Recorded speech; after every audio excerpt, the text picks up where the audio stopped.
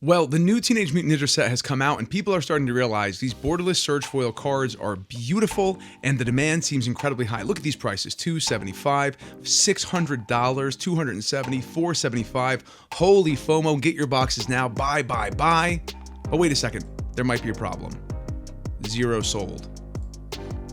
Zero sold. $482, zero sold. We're gonna talk about the FOMO here for TMNT and why you should wait before rushing to go buy these surge foils at this ridiculous price. Hey everyone, I'm the Nerdy Attorney. Thanks for stopping by. We have a cool video for you today here looking at the reality of what's happening with the borderless surge foil cards from TMNT. Yeah, I like them. I think they look great, but there is a cautionary tale here to be told. A lot of box openings you're going to see, including from myself when I open these boxes and show them to you. I'm going to have to really work to adjust the value of these prices because some people are quoting them on their box openings, and I think that's just grossly misleading. These are untested prices that have not been proven. And hey, if you like content like this that cuts through the noise while still enjoying Magic product, even when it's sometimes a mixed bag, make sure you like, comment, subscribe, and do everything you can to let the algorithm know that you like this content and you want to see more. Also, hey, if you like this, consider supporting on Patreon. We have a growing community there with lots of cool incentives, and stop by our Discord for more conversation like this to find out what's really happening on the ground with these new sets releasing, with an eye toward avoiding sensationalism and getting right down to the truth of things. And if you like any of the singles after they have come down in price, check out Mana Pool, one of the best ways to buy sets of Magic the Gathering and singles that are not directly linked to TCG's algorithmic pricing. You can even get yourself a discount on TMNT collector boxes now with Mana Pool, affiliate link below. All right, let's get into the reality of what's happening here. So if you look at cards like this, Bebop, Skull and Crossbones, I just pulled this last night on my live box opening, and it was an amazing pull, really fun to see, but $401, absolutely crazy, zero sold. See what happened here. Here's a great example. There's one particular one that I think shows what occurred here. Let's look at Casey Jones, and he sold, zero sold, $397. So looking at all of these, even the Heroes and the Half Shell Commander at $269, which is about half price of the total value for these sales, there's no data. None have sold here. The low price here, current listing, 8 current sellers, and none have been sold even at half the price for the Commander of what's been lauded as one of the best Commander decks to come out in a long time. So if that gives you any inkling about the demand and the appetite for these cards at this price, stay away. Do not buy these at this point in time. They're way, way too expensive. Now, another point of data, we do have a few that have sold. By comparison, one sold is 100% more than every other card we've looked at. Michelangelo the Heart, currently $304, and somebody said, yeah, hey, it's worth it for them, $304.96 for this card in a completely untested market. Maybe they're a whale, they're taking a shot in the dark, but I tell you what, if Sephiroth, the borderless surge foil, has dropped so dramatically and is listed at $350 right now, I highly doubt that Michelangelo is going to survive at a $300 price point for long. I think these are going nowhere but down. Now, I love these cards. I pulled 2 of them so far. I think they're gorgeous. I would love to collect the whole set. They are really good in person, and that silver border that looks white on this picture, here, I'll show a video right here of what they actually look like in person. Stunning. It just catches the light so well. It looks metallic. It's just really, really cool. These cards, in terms of design and aesthetic, for me, 10 out of 10. So we see here Rocksteady $139 for the price in foil. This has already seen one sale at $150.99 and is already around $10 below the sale price for the person who bought that at $150. So when we see the tested prices here, these are much more like $100 to $200 cards. Another example, the Big Mother Mouser. I like this. It's a really cool card. It's got pretty decent utility. This has seen one sale as well, $197. For all we know, it's one person going through saying these prices are fine for me. Let me pick these up. But look, even at more than half or a third the max prices of some of the listings, they're still only at one sale.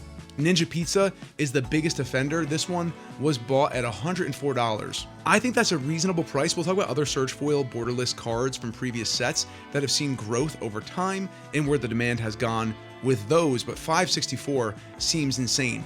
Is this a pushed card? Absolutely. For 2 and a green, it's an enchantment. Foods you control have tap, sacrifice this artifact, add 1 mana of any color, they become treasure tokens, and at the beginning of your second main phase, you create a food token. For me, this is a Chatterfang All-Star. I need to get this card. I really want it, and at around $100, that's fine for me. I got 2 more boxes to open. Once I see what's inside those, I'll make the decision if I want to pull the trigger. Not at $600. I think this is most analogous to the Nuka-Cola vending machine from Fallout. Let's take a look at that card right now. Nuka-Cola vending machine Surge Foil Borderless was highly sought after when it came out and was in the high 80s and 90s upon release. It has since recovered from those points. Look, see, high 80s, 83, 84. It's continued to climb all the way up now to a new price of $105, $110, and quickly getting to $150 if that inventory gets bought out. This is a similar card for similar decks. It's less restrictive because it doesn't have it, but it's also a little bit less powerful. You have to pay 1 to get the food token. It doesn't happen automatically, and it creates a tap treasure token stopping loops. Here, if you get any of your food loops that previously did not go infinite in a way that mattered, now any food loop mechanic with Ninja Pizza on board can go infinite in terms of an infinite mana combination in any deck that allows green. I'm thinking Corvold is going to want this. I'm thinking many decks are going to want this in CDH and otherwise to get some cool new infinite loops running. Now, does that mean that this card is expensive if you just want the power? No, but it does make it collectible and it has utility, and I see why somebody thinks they can try and cheese the market, pun intended here, at $600 almost, but it's not going to stand. I see this going nowhere but down, and I think somewhere around that $80 to $100 price point makes a lot of sense for these. I mean, look, Lightning, Borderless Surge Foil.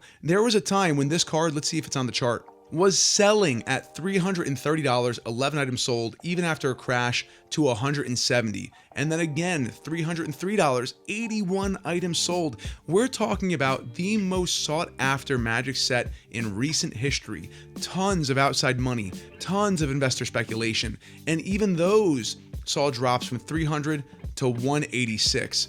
I do not think one of the most critically panned sets in recent Magic history before it was even released, and even with commentary regarding the gameplay design as a limited format, it's getting so much hate from so many people when Final Fantasy was almost universally loved.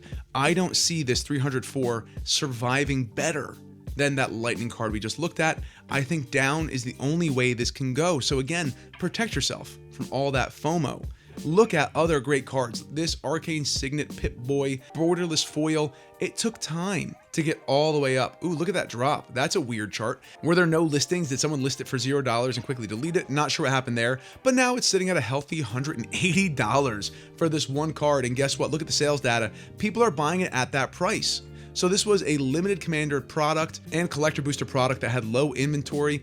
All signs point to this having low inventory as well, and we even have Alpha Investments Rudy not selling his collector bundle, saying it's because of threats, but I think he sees this as a really good future prospect to hedge for profit in the future as people realize just how scarce this product is. So I think he's playing a different game here. Who knows what's really happening? Maybe he is actually rattled from the alleged threats, but I think he just sees this as a great opportunity in the market for really desirable cards, good power, good gameplay mechanics, and limited inventory. I think he just wants to wait until these boxes double or triple in price over time.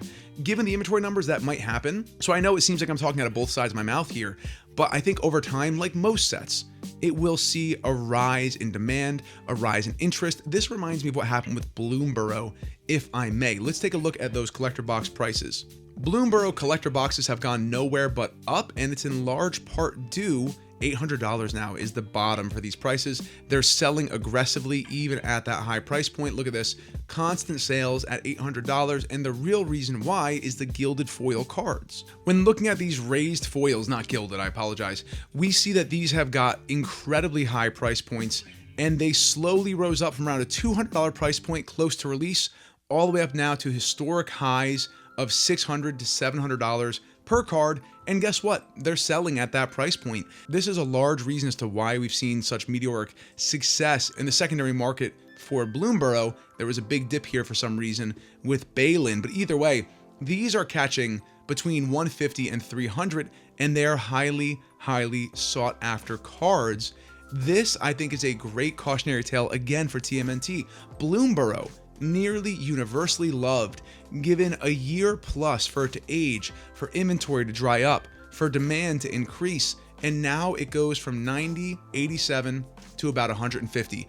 I think this chart is instructive for most of what's going to happen with these cards. Not financial advice, I can't see the future, but my gut tells me this is what the chart is going to look like, except we're going to have a big high end right up here at 300 plus, boop, right on down. That's what I think is going to happen with these Pixel foils. So with that said, what is my thought for this set? How should you interact with this product?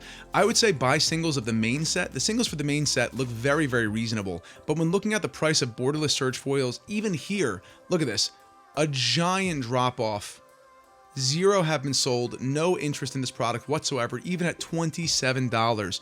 When this set came out, there were spikes of up to $57 for this surge foil with 184 items sold, now at half price off for, again, one of the most hyped up and FOMO'd into sets in Magic history. It's not even selling.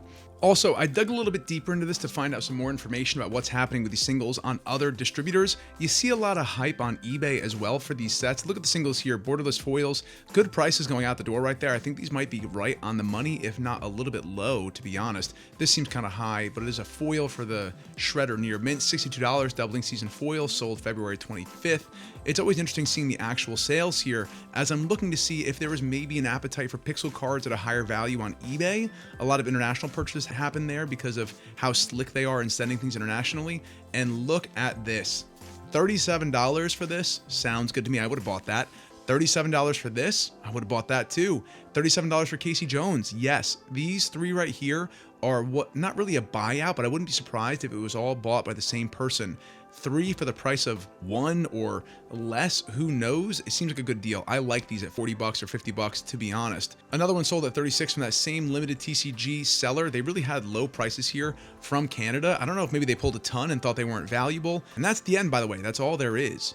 So be cautious, wait, take your time, open collector packs if you want. It's one of my favorite things to do. I love cracking collector packs. I'm not saying you need to forego that experience, but be cautious about the prices you see for these online. These are not real, okay? I can't say it enough. Look at these things critically, look at their competitors in the space. These borderless surge foils are around the same rarity, it seems, as those Bloomburrow gilded foils, maybe even a little less rare than those. So I would say take your time, avoid the FOMO, look at comps in other products that have been universally loved, where TMNT's mixed bag, right? I'm willing to accept the fact it's a small set, it appears rushed. I would have been okay with this being a commander box and collector boxes, just like Fallout. I would have been okay with it being a limited set as opposed to this wide release. I think some of the gameplay mechanics are fine but repetitive, and really when it comes to cards I'm most excited about, it's that stupid pizza box.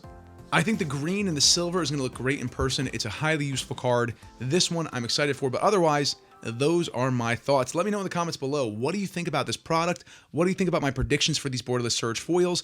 I will clip this in the future if I'm right or wrong, but just like any pre-release hype, this is not going to survive these high prices for the near future, and I think even longer, and more so than most.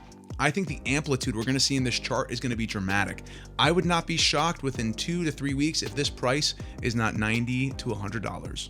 All right, well, let me know. I hope you enjoyed TMNT. If you're into this kind of thing, I wasn't too excited for the set, but now that I've seen these amazing pixel art surge foils in person, I really am excited to crack 2 more boxes of this and to see what happens. So if you want to see more, stick around, subscribe for more box openings, and I will do pricing on my box opening analysis for my box battle, which should be posting tomorrow, that are reasonable and reflective of what we're looking at here in the actual market. I'm probably going to drop these prices down to 100 to 200 per card, depending on which one it is. I might let the Raphael, which is the most expensive one, sit at around 180, 190. I think that's pretty reasonable for actual sale prices in the coming weeks. And we'll see, because keep in mind, I'm not trying to predict where this is going to land in 6 months and price the boxes that way. I'm trying to indicate what it's going to be worth over the next week or 2 or 3 in the post pre-release and post-release season. So if you're paying $400 per TMNT collector box, this is a reasonable price to expect to sell it at for you to perform an analysis on the potential EV of an average to low to high collector booster box and what your expected return could be on those singles when selling them in the near future. These prices are not meant to stick around forever. These are essentially commodities. They will fluctuate and change, but for the purpose of looking at a box costing $400 and the singles in the next 2 to 3 weeks, I think around 150 to 200 per pixel search foil borderless is probably reasonable, and you'll see that reflected in the prices. But until next time, I'm the Nerdy Attorney. Thanks for stopping by. Be excellent to each other. Play paper magic with your friends. And until the next one, court is adjourned.